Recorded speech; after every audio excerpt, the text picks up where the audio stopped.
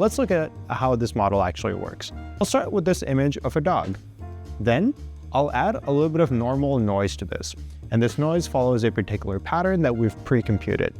And all we're doing is we're training a simple model to do denoising, to go back to the original image.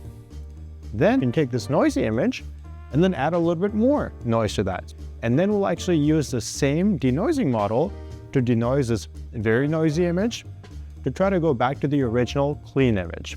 We'll keep progressively adding more and more noise. We'll get to an image that's noise only. We can start off with some random noise distribution, and we can run our denoising model, which will go step by step back, but instead of using dogs, we'll actually be using chest x-rays as we did.